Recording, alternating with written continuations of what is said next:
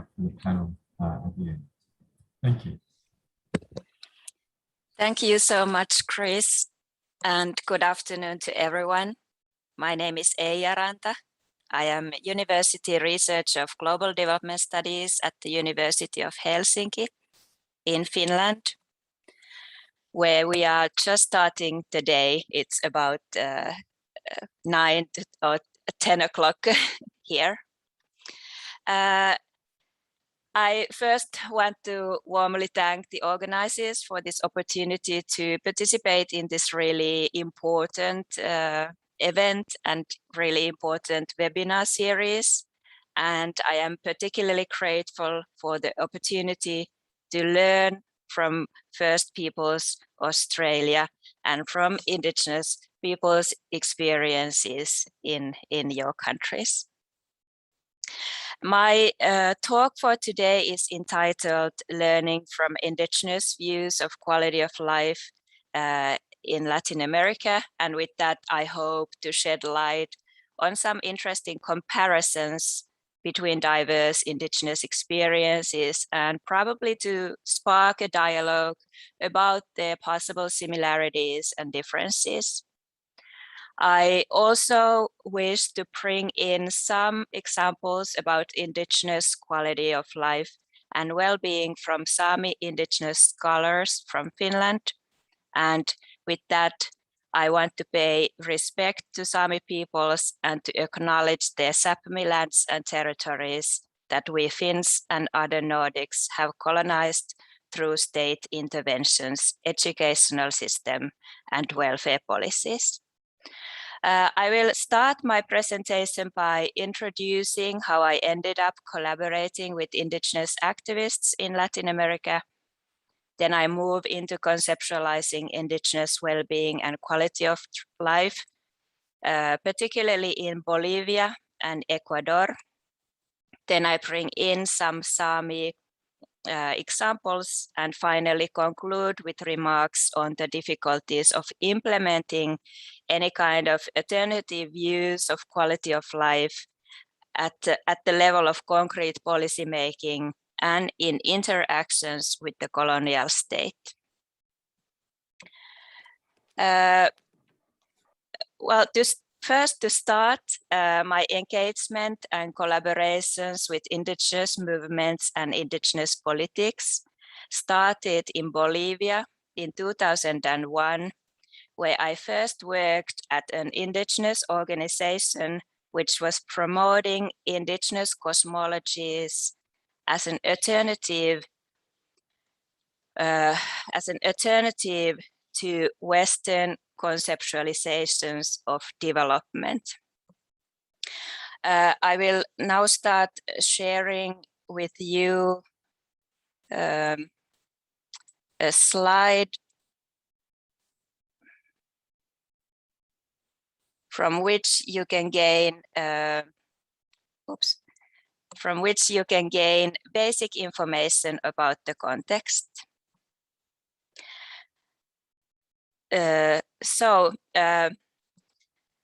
Indigenous activists' stark critique of the Western concept of development, including the idea of the necessity of economic growth, made a huge impression on me.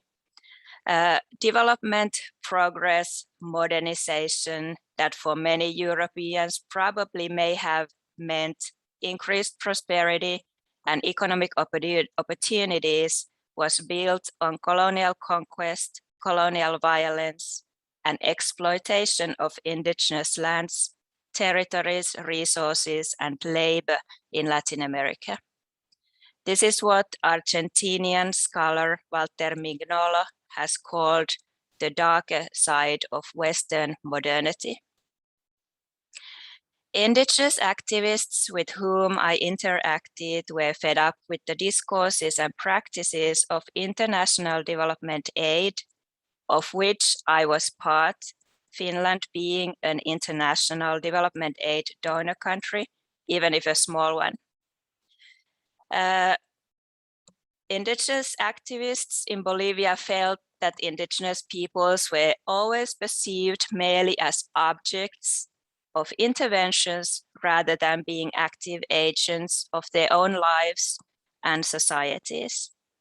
Furthermore, they felt that they were only seen through problems, through poverty, social problems, or any other negative issues that were usually defined by outsiders. As an alternative to this, the indigenous organization where I volunteered aimed at revitalizing indigenous knowledges and cosmological wisdoms through which they could redefine development on their own terms and through positive remarks such as reciprocity, communality, and environmental sustainability. When in 2006, Evo Morales became the first indigenous president of Bolivia, I started a doctoral thesis project about the possibilities and challenges of transforming the whole nation state policies and legislation through indigenous people's notions of a good life or living well. That is vivir bien in Spanish, sumak causai in Quechua, sumak camania in Aymara, and buen vivir as the similar process is called in Ecuador. Some of these concepts had been the exact concepts that the indigenous organization and indigenous activists with whom I interacted were utilizing as an alternative to Western development. And with the rise, with the political peasant unions and other previously marginalized groups, suddenly these concepts actually started to circulate very widely within the sphere of the state, instead of circulating merely at grassroots communities as it had a few years earlier. And for me, of course, as a scholar of development, I saw a huge opportunity for learning about how we could rethink the international development aid system and concepts related to development and well-being through this particular context.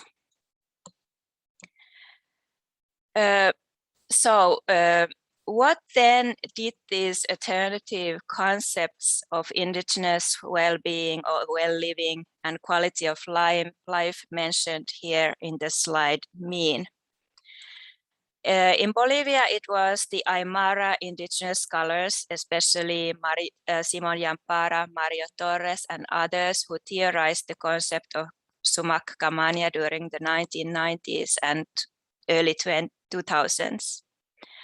In my ethnographic encounters with Simon Yampara, he defined sumak camania as the Aymara's harmonious paradigm of life, bringing lands, territories, reciprocal social relations, and spiritual aspects into a balanced unity, as opposed to what he was calling the Western matrix of development. In linguistic terms, the meaning of the Aymara word suma is pleasant and good, as well as excellent and perfect, while camania refers to the verb to live, to reside, and to take care of each other. Together, they entail both social and ecological dimensions, that of living in harmony with family, kin, and community, but also with the physical surroundings of lands and territories. If in contemporary societies, conviviality tends to refer solely to the sphere of the social, which is detached from the living earth, sumak camania rather suggested the opposite, intimate, interdependency between humans and non-humans.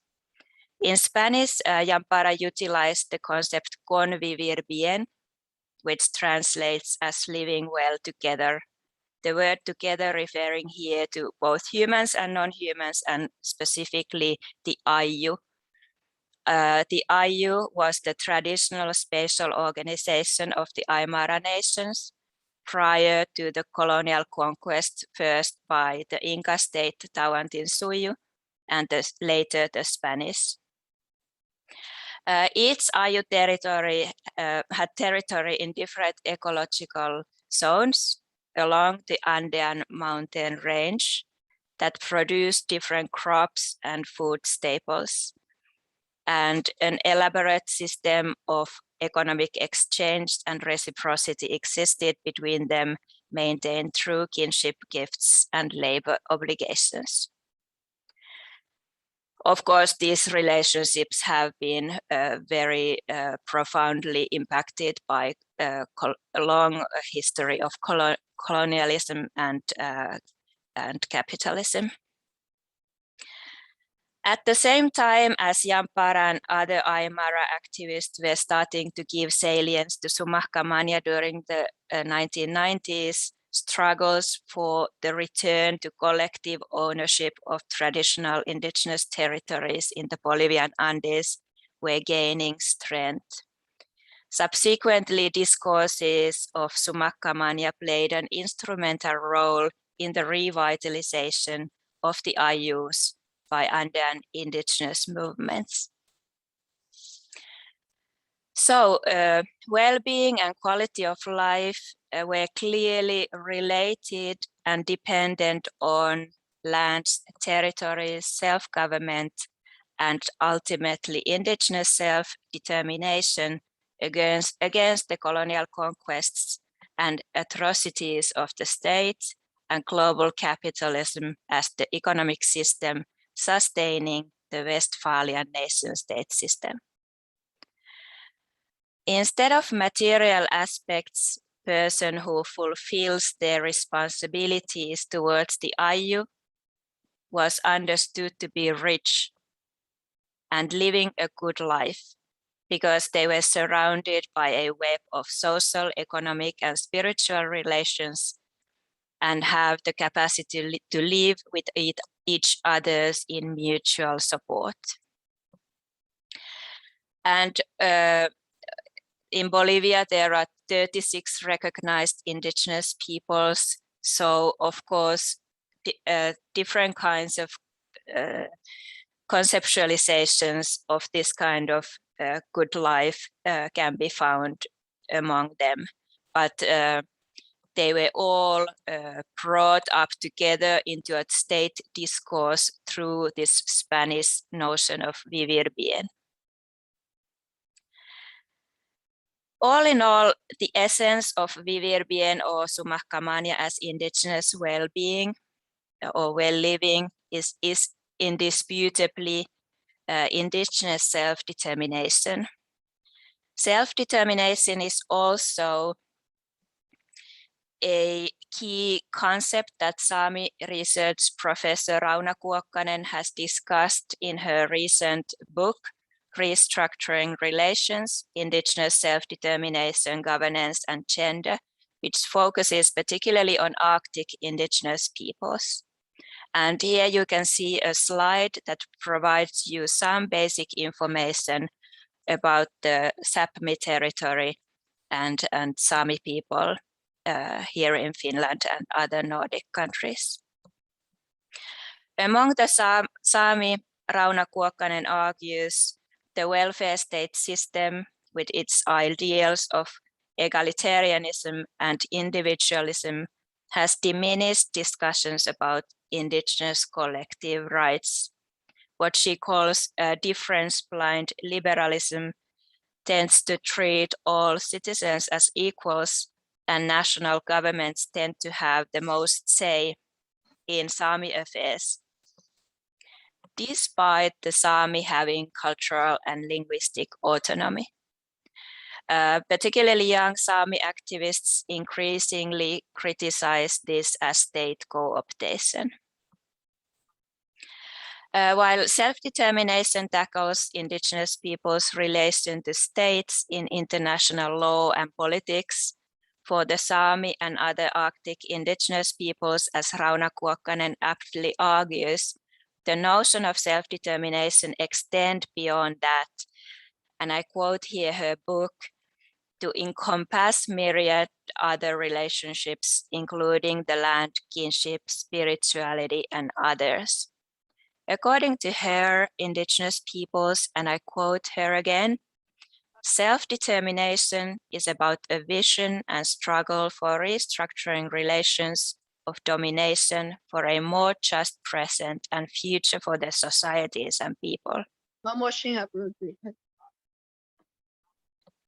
It is a foundational value informed by the norm of integrity, which fosters individual well-being and collective well-being. Good quality of life and well-being includes territorial integrity, cultural integrity, collective and individual integrity, and integrity of the land, Kuokkanen argues.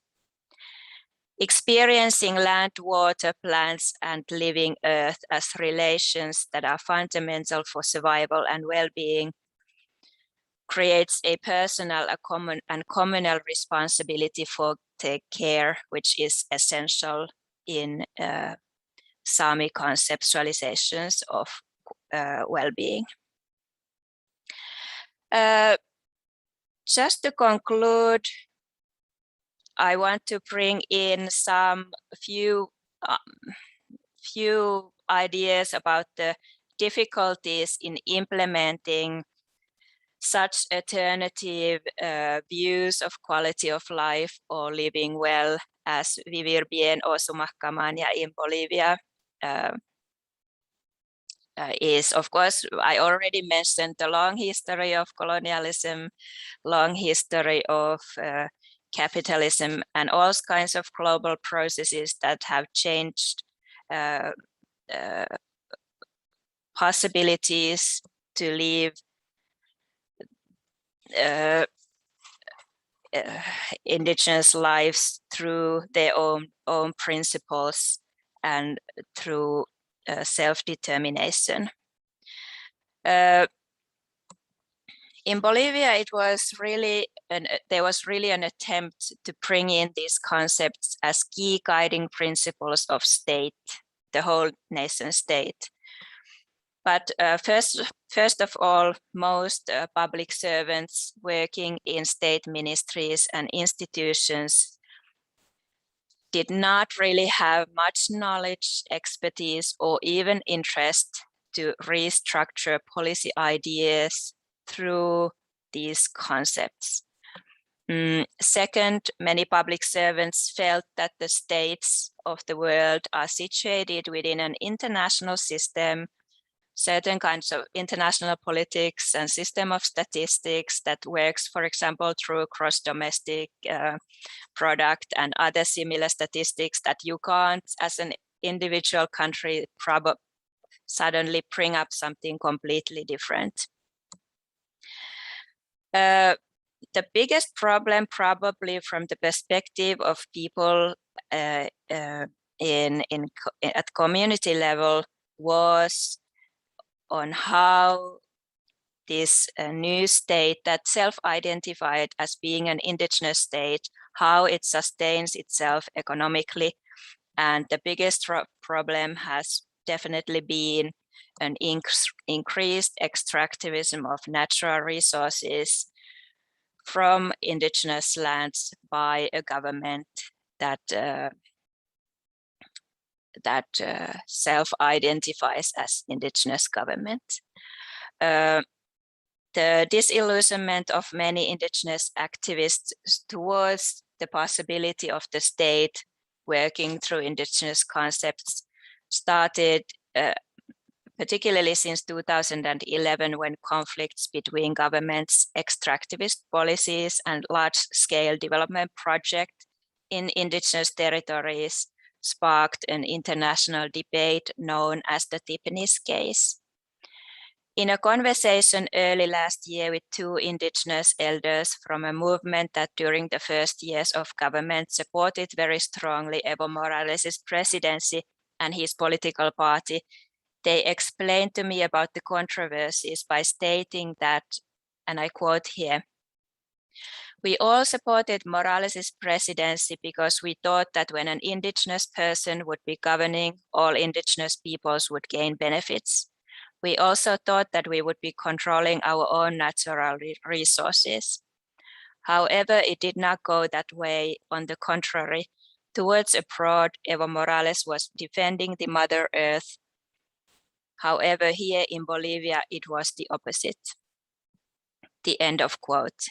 In fact, Indigenous elders felt that the government had appropriated Indigenous cosmologies through which they legitimized extractivist policies that were very harmful for Indigenous territories and actually quite similar to earlier neoliberal governments. At times, extractivist conflicts even led to police or military repression of Indigenous environmental and human rights activists, which has probably a little bit depoliticized some parts of the Indigenous movement. So, in conclusion, new ideals and initiatives for conceptualizing Indigenous good life or living well were not really well sustained by the reality of the still very colonial state, which is structured on traditions of conquests, dispossessions, and extractivisms. These alternative views exist and have always been there amidst plural Indigenous nations, but the problem emerges once again in the very asymmetrical Indigenous state encounters. I think I will leave it here and welcome very much the forthcoming discussion. Thank you so much for the opportunity to contribute to this. Thank you, Eija. And thank you to all our speakers this afternoon. And I'm certain there are multiple questions that people have. I've got some that have come through. And if it's okay, I might start with a question that came through recently that probably connects with where you were talking and then go back through with Marion and Danielle about that question of language. Language seems to kind of embody different concepts more effectively than some other languages. And so the question was, I wonder if speakers could talk about the role of language in relationship, in that if we are able to have access to learn Indigenous language, could that help us understand and live relationship differently through those methods? Now, yes, I thought the concepts you described, and then start there and then head back to the other speaker.